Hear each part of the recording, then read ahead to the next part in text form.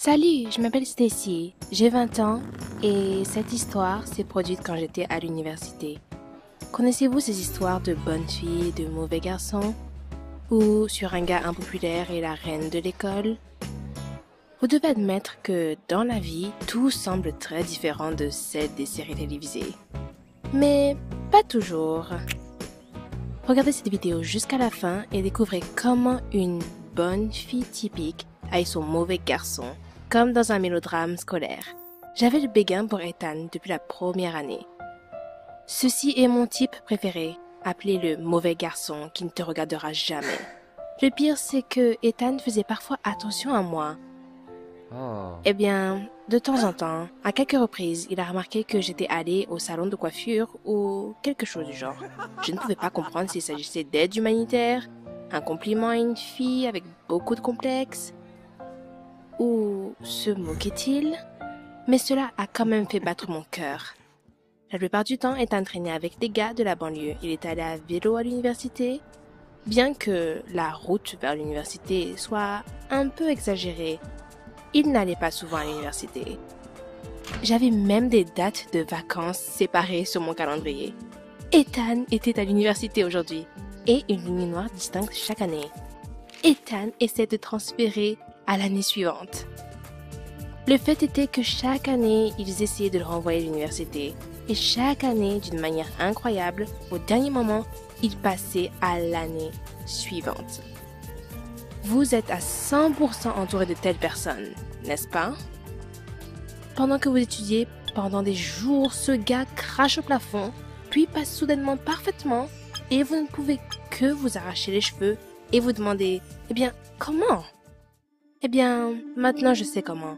Cette année, quand Ethan a accumulé beaucoup de devoirs manqués, il est venu me voir pour que je puisse l'aider en tant qu'ami.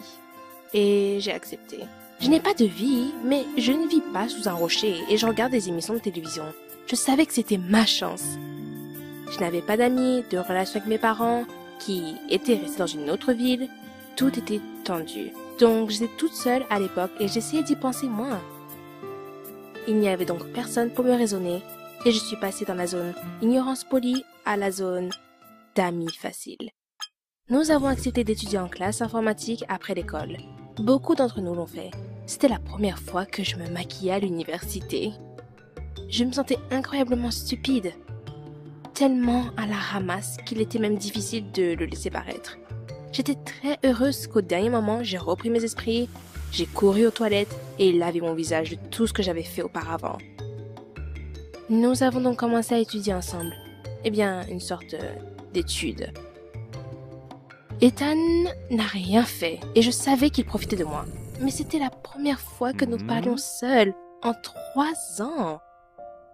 Et il m'a remercié très chaleureusement pour mon aide. Donc, je ne pouvais pas refuser. Cela a continué 2 ou 3 fois. Mais à la fin, cette célébration de la zone d'amis s'est terminée. J'étais malade. D'une main ferme et tremblante, j'ai écrit à Ethan que je n'allais pas en classe aujourd'hui. À quoi Ethan se plaignait qu'il s'agissait des tâches dont il avait besoin pour terminer de toute urgence. Et peut-être qu'il m'enverrait simplement les tâches et que je ferais tout et lui ferais parvenir. J'étais presque d'accord. Ce n'est qu'au dernier moment que j'ai réalisé qu'il m'enverrait toujours ses devoirs, que nos réunions seraient terminées et que je serais simplement laissée en compagnie de ces dissertations dégoûtantes et de ces tests semi-écrits. Et j'ai dit non. Cela sonnait fort, non?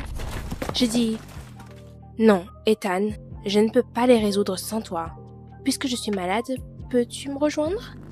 De plus, tu as un vélo, ce ne sera probablement pas difficile. » Ma voisine, nous n'étions pas très sympathiques, a fait « Ouh !» et elle est allée chez une amie pour la nuit. J'ai essayé de faire valoir qu'il n'y aurait pas de « Ouh !» mais qui m'écoutait? J'étais contente de ne pas m'être laissée complètement transformer en tutrice gratuite en ligne et il m'a fallu un certain temps pour réaliser que j'avais invité chez moi un gars que j'aimais. Et j'étais pleine de morve, en dépression et en pyjama. Je rougis et cela n'avait rien à voir avec ma fièvre. C'est dommage. J'ai mangé beaucoup d'antipyrétiques, jeté mes mouchoirs en papier et attendu. Ethan est arrivé avec un visage meurtri, très meurtri. Je n'ai pas immédiatement compris où mettre la glace. Et il ne m'a rien expliqué. Il a plaisanté en disant que nous avons tous les deux des problèmes de santé et a jeté ses tâches urgentes sur moi. Et à 5 d'orange. J'étais occupée jusqu'au matin. Trop de tests et une tête endolorie. Et puis Ethan a décollé et il m'a fait une dernière blague sur mon intelligence, mais que je ramenais des gars chez moi la nuit, donc je devrais faire attention. Et nous n'avons pas eu de « ouh » comme je le pensais. J'ai passé la moitié de la journée à manger des oranges et à regarder des émissions de télévision. Et plus je les regardais, plus elles m'affectaient. Pensez-vous que les séries télévisées sur l'amour des adolescents aident beaucoup dans des situations réelles? Ha! Ce sont des histoires pleines d'espoir, mais très convaincantes si vous êtes tué par un amour non partagé et des tests inachevés en sociologie. J'ai soudain pensé, et si Ethan m'aimait? Mais ensuite je me suis dit, non, ça ne pouvait pas être le cas. J'étais une intello avec des lunettes et sans limite personnelle. J'ai donc décidé de mettre Ethan hors de mon esprit, de penser à mes intérêts et de faire quelque chose pour mes devoirs manqués qui commençaient à s'accumuler parce que j'ai aidé ce con avec ses études. L'année scolaire était finie. J'étais un peu déçue des résultats, mais pas tant pour que mes parents soulèvent la question de ne pas m'aider avec de l'argent. Ethan a de nouveau franchi la ligne avec succès et a également été transféré à l'année suivante. Et puis, quand j'ai même commencé à y arriver, parfois à ne pas penser à lui, il est apparu à l'horizon et m'a proposé un rencard bonus pour mon aide, vous voyez. J'étais confuse et j'ai accepté. Mon cœur battait comme si j'avais bu 10 litres de café. Je suis passée de fusionner, faire semblant d'être malade, à mettre une belle robe. J'ai même consulté une voisine et elle a de nouveau dit « Ouh » et a décidé de nous laisser seuls. C'était gênant. Finalement, j'ai abandonné. J'ai décidé que je n'allais nulle part parce qu'Ethan ne penserait même pas à moi le lendemain. Encore une fois, j'avais tort. Parce que tard le soir, ma sonnette retentit. Et oui, c'était Ethan. Il était très joyeux et a dit que c'était la première fois qu'il était libéré sous caution. Et par qui? Moi! Je lui ai demandé d'où il venait et il m'a répondu qu'il se souvenait de mon adresse et que je l'ai largué et que maintenant je lui devais un rendez-vous. Eh bien, j'ai répondu sur le même ton que lors de notre dernier rendez-vous. Il est apparu avec un visage brisé et n'a rien expliqué. Et comment dois-je le prendre? Ethan se tut. J'étais silencieuse aussi.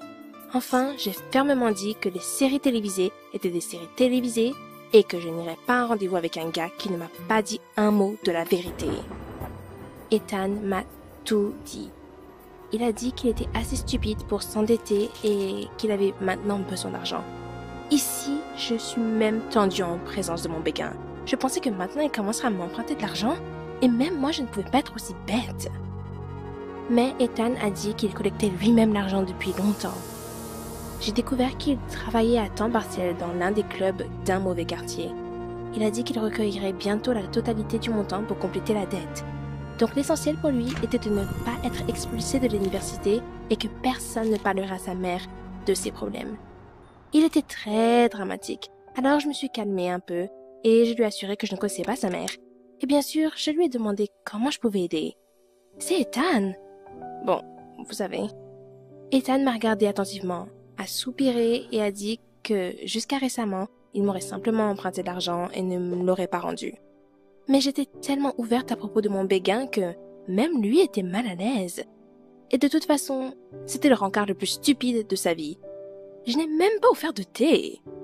C'était probablement le bon moment pour tomber dans les bras l'un de l'autre, comme dans la série télévisée.